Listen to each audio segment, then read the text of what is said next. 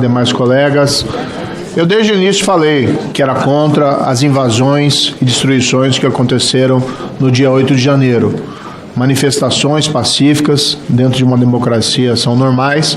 Houve ali uma exorbitância que resultou num episódio que infelizmente até prejudica o exercício normal da oposição a um governo que se prolonga e um governo que, na minha avaliação, é um governo muito ruim. Agora, a questão principal que a CPMI deveria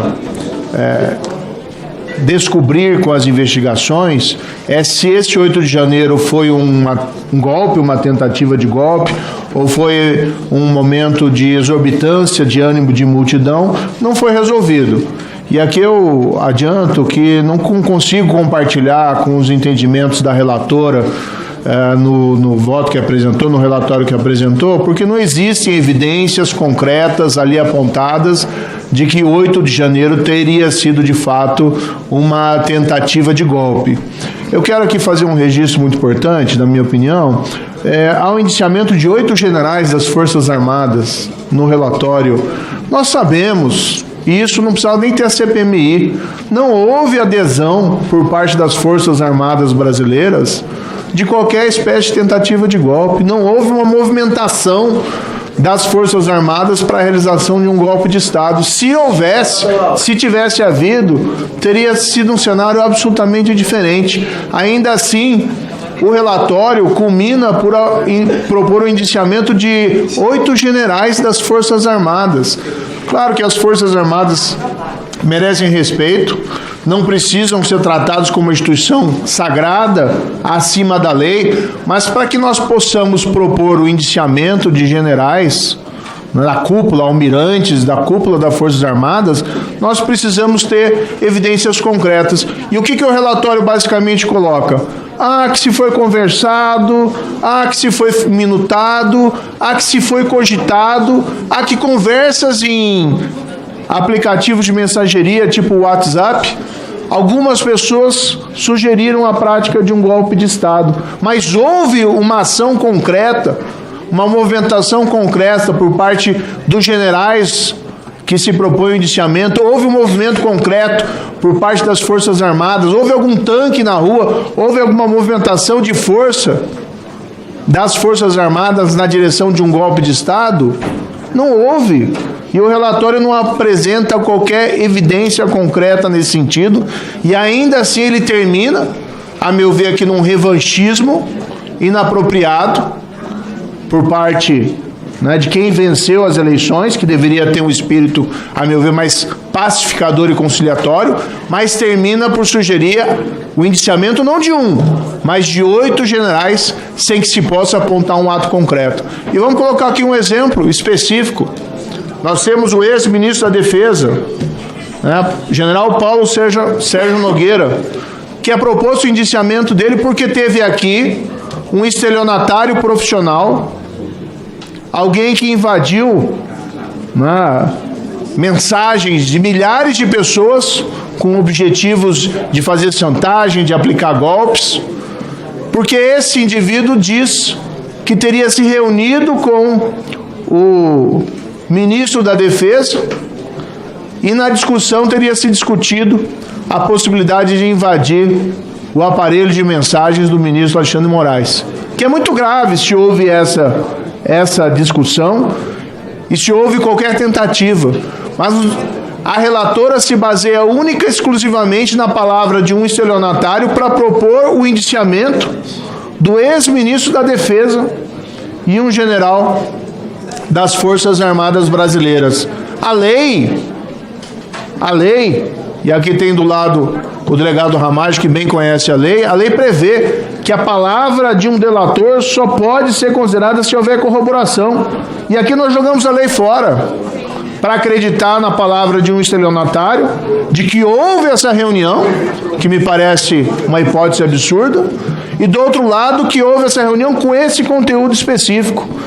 Então, com todo respeito à nossa relatora, carece o relatório no que propõe esses vários indiciamentos de uma demonstração concreta de que existem provas e de que existem evidências que a corroboram. Claro que, como um instrumento retórico para fazer política, o relatório tem uma serventia.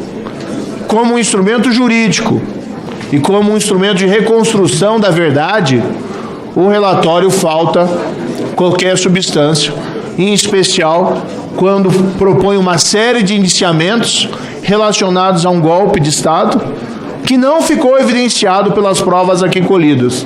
Lembro até hoje, em uma discussão que tivemos aqui, baseado em mensagens de WhatsApp, de um desses generais do Exército, que a última mensagem termina afirmando: então não vai haver nada? Não, não vai haver nada. E de repente agora nós estamos desconsiderando esse material probatório. Como se não bastasse, e aqui há uma grave falha do relatório, foi absolutamente desconsiderado que os eventos do 8 de janeiro já aconteceram durante o governo Lula, que foi avisado reiteradamente pelos órgãos de inteligência, seja a BIM, seja a própria inteligência da Força Nacional do Ministério da Justiça, de que haveria risco de invasão e de destruição de patrimônio público. E, no entanto, ficaram deitados em berços esplêndidos as forças de segurança. O batalhão da Guarda Presidencial não foi acionado pelo ministro G. Dias, que, como chefe, tinha a responsabilidade.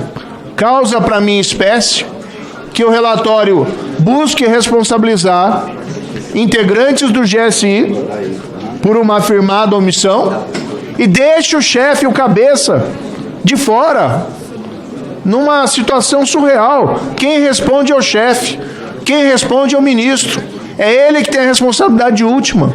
E aqui ele foi avisado pessoalmente pelo diretor da BIM, que depois nesse recinto e disse: eu avisei o ministro G. Dias de que haveria risco de invasão e destruição de patrimônio público. E o GSI, comandado pelo Gonçalves Dias, não acionou o batalhão da Guarda Presidencial, que estava de prontidão. Do outro lado, também foi aqui revelado, mesmo com dificuldades de se colher provas, mesmo com o governo obstruindo a possibilidade de nós ouvirmos o diretor da Força Nacional, mesmo o ministro da Justiça sonegando a essa CPMI, com versões que foram se alterando com o tempo, o acesso às imagens, às câmeras do Ministério da Justiça, mesmo assim foi evidenciado que a Força Nacional produziu um relatório de inteligência falando em risco de invasão e destruição, que a Polícia Federal avisou o ministro da Justiça expressamente que haveria risco de invasão e destruição, e que a Força Nacional ficou com 4 pelotões no estacionamento do Ministério da Justiça, e mais um pelotão dentro do Ministério da Justiça, absolutamente imobilizado, assistindo a invasão do Congresso, assistindo a invasão do Supremo, assistindo a invasão do Palácio do Planalto ali ao lado. E quais são as justificativas? Ah, não teve autorização do governador do Distrito Federal. Falso. A Força Nacional interveio no passado sem autorização do governador do Distrito Federal. E ainda que assim não fosse, não se vê uma casa, e aqui utilizo uma metáfora, pegando fogo, e se tem um balde da água e não se faz nada. Tinha sim o Ministério da Justiça condições de evitar que aquele mal acontecesse, e a urgência reclamava uma ação. E, no entanto, o Ministério da Justiça se omitiu completamente. Quando se junta a omissão do general Gonçalves Dias com do ministro da Justiça, o que se tem é um padrão e não um acaso. E essa é uma das principais falhas aqui do relatório, porque sem evidências constrói a teoria do golpe de Estado, e que se houve, não há evidências que foram produzidas por essa CPMI ou que constam nesse relatório. E do outro lado, deixa de lado a responsabilidade, que também é importante, porque quem invadiu o Supremo e destruiu o patrimônio público tem que ser responsabilizado. Mas quem deixou isso acontecer podendo evitar que acontecesse, também tem que ser responsabilizado. Por isso, para finalizar e concluir, presidente, eu adianto que votarei contra o relatório e vou acompanhar os relatórios apresentados pela oposição, pelo senador Isalci e capitaneado aqui também pelo deputado Ramage.